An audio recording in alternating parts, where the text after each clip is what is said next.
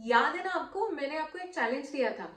वो ये था कि सोचना था कि आप कौन से पॉलिटिशियन या पॉलिटिकल पार्टी को अपकमिंग 2024 के इलेक्शन में वोट दोगे। मैंने भी आपसे प्रॉमिस किया था that I will reveal the drama behind the relationship between power, media and politics, ताकि जब वोटिंग डे पास में आए तो आप एक इन्फॉर्म्ड डिसीजन ले सके।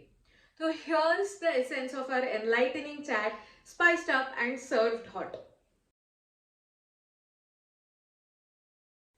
अब सभी तरफ इलेक्शन का माहौल है और हर कोई एक ही सवाल पूछ रहा है, इस बार के इलेक्शन के लिए सबसे बड़ा मुद्दा कौन सा है।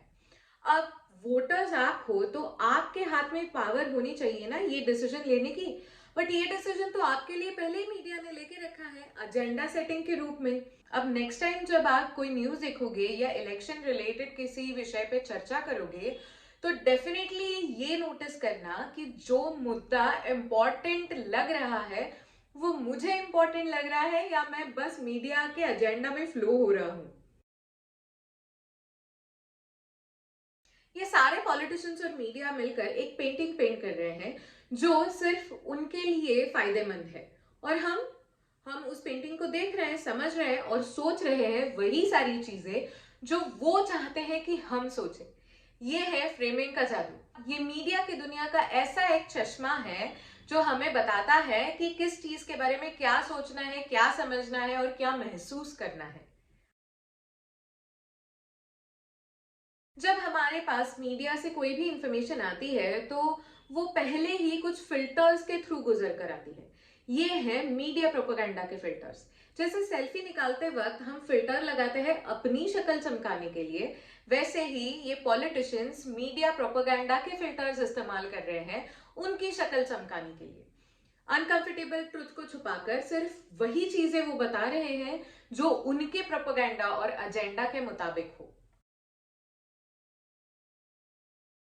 अब हम इस पॉइंट पे आ चुके हैं कि हमें समझ में आया है कि मीडिया वाकई हमारी लाइफ को बहुत ज्यादा इन्फ्लुएंस करती है। और ये बात भी समझ में आई है कि हमारे आसपास के लोग और वो भी जिनको हम फॉलो करते हैं, वो सारे लोग हमारी डिसीजन मेकिंग प्रोसेस पे बहुत बड़ा असर डालते हैं। वो हमारी डिसीजन मेकिंग प्रोसेस को बहुत गहराई से इन्फ्लुएंस करते हैं। कोई भी मीडिया मैसेज दो स्टेप्स से होकर हमारे पास आता है। पहली स्टेप होती है ओपिनियन मेकर्स की, जो वो इस मैसेज को इंटरप्रेट करते हैं और आसान भाषा में हमें यानी मासेस को समझाते हैं। इसीलिए सही ओपिनियन मेकर को फॉलो करना बहुत जरूरी हो गया है। माई God, what a roller coaster ride it was, but believe me, it was worth it. अब मैं श्योर हो चुकी हूं कि आप में से कोई भी पॉलिटिशियंस के टॉल क्लेम्स पे भरोसा नहीं रखेगा और बहुत ज्यादा कॉशियस रहेगा। आप अपनी आंखें और कान खुली रखेंगे और किसी भी इलेक्शन कैंपेन के ग्लैमर के पीछे की सच्चाई को जानने के लिए क्यूरियस रहेंगे। उम्मीद करती हूँ कि ये सीरीज आपको इन्फॉर्म्ड डिसीजन लेने में मदद करेगी और आप आपका कोई भी फैसला जो इलेक्शन से रिलेटेड है वो किसी भी इन्फ्लुएंस के तहत नहीं लेंगे। अगर आपको ये सीरीज पसंद आई हो तो please show me your love and support by like, share and subscriptions to media mentor on Facebook, YouTube and Instagram.